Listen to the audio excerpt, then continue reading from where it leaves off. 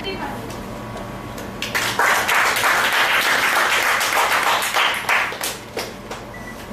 I have lost everything. I have nothing to call my own. A man cried to Norman, and Norman's expressions were calm as a vast ocean. Norman asked, "Do you have something that is still there with you?" And man said, "No, I am a failure, I am a loser, I am a bankrupt, I have lost my business." And Norman smiled. Toastmaster of the day, fellow Toastmasters and guests. Norman Vincent Peale is one of the pastors in the church and one of the biggest motivators in the world. It was a routine for him to attend to such cases. And one fine day, this man approached to Norman, crying endlessly, and he was feeling very dejected, very depressed. He told Norman about his problems. Norman asked, "Do you have anything that you can still call your own, or some assets? Let's figure out those assets." Man said, "I have nothing, as I've told you already." Norman said, "Let me ask you some questions." And the first question that Norman put forward is, "Do you have wife? Are you married?" Man screamed. He said, "Yes, I have the most lovable wife in the world. She'll stand by my side no matter what." Norman said, "That's wonderful. Okay, what about your kids? Do you have any?" Norman said, "Yes, I have a wonderful set of kids, and they are like flowers to my garden. They will be there by my side no matter what." Norman said, "That's amazing. What about your friends?" Man said, "I have this wonderful, lovely people in my life who have stepped forward in these times of difficulties and have told me that they will stand by me through my trials and tribulations." Norman said, "That sounds good.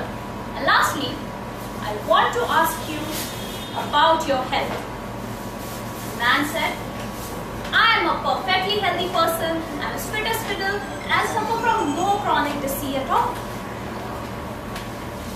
Then Norman said, "Wonderful. So you said that you lost everything, but actually you are a rich person. Let me tell you about your assets. You have a wonderful wife. You have lovely children. You have your friends who will stand by you no matter what. And you are a perfectly fit person. So why can't you start again?" Man screamed in joy and said, "Oh yes, I didn't think that way. I can definitely start again and make a new ending. Thank you, Norman. You are a savior." I want to ask all of you right now that what is it that Norman just did? What do you think has Norman just did to this man? Realization. Yes? Self-realization. Yes? Anything else? Help him count his blessings. Yes, very true. Now all these answers that we have said connect to one point. That is, he instilled faith in him. The faith that he has lost in himself. And do you know what happened after that? He turned even into a more successful businessman than he was ever before. So faith is all it takes. Faith is all that is needed to achieve big things in life. And faith is one of the most important things in life. Somebody has truly said that a faith as small as a mustard seed can move the mountains. It was faith that made poverty-stricken Abraham Lincoln President of the United States. It was nothing but faith that made a grief-stricken man who had lost his wife and children conquer the mighty Mount Everest, that is Tenzing Sherpa.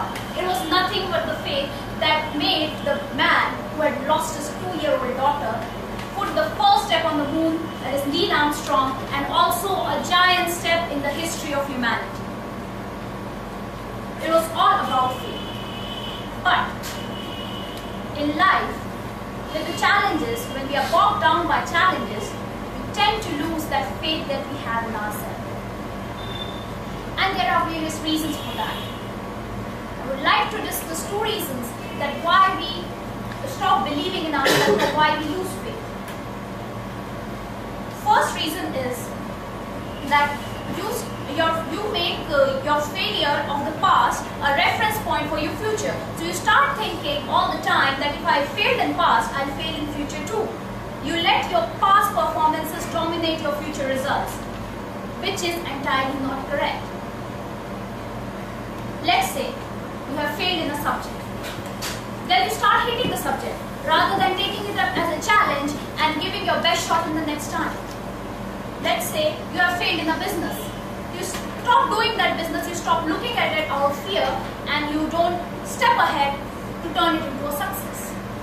So this is the first reason that past performances are not your future results.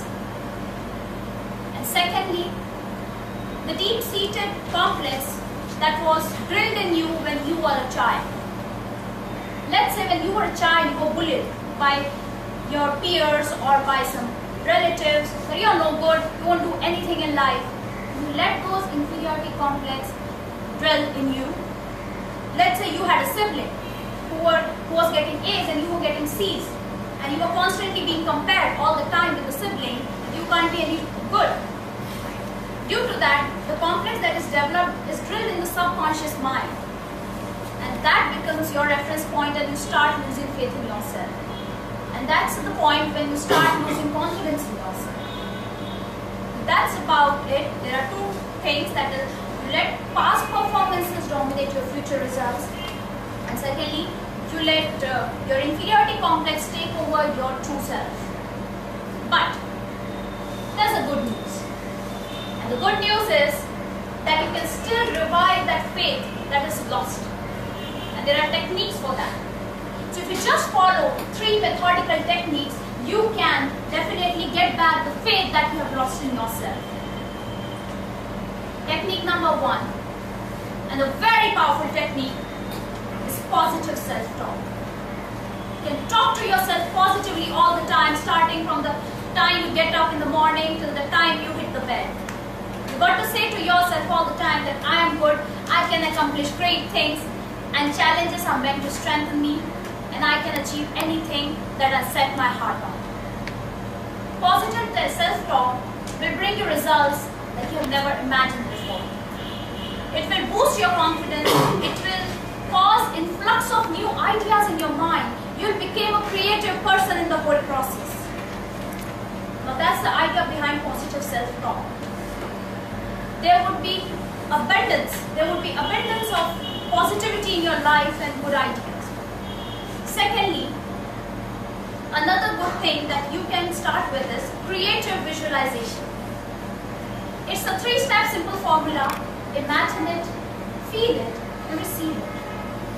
It's done at Olympics also, wherein Olympic athletes, they visualize their performances that they are going to perform on the final day from the very start. And that's how they train their minds. So if you start believing, if you start seeing the results that you want to achieve over and over and over again, it would build a very strong positive belief in yourself. And that will ultimately lead you towards your destination.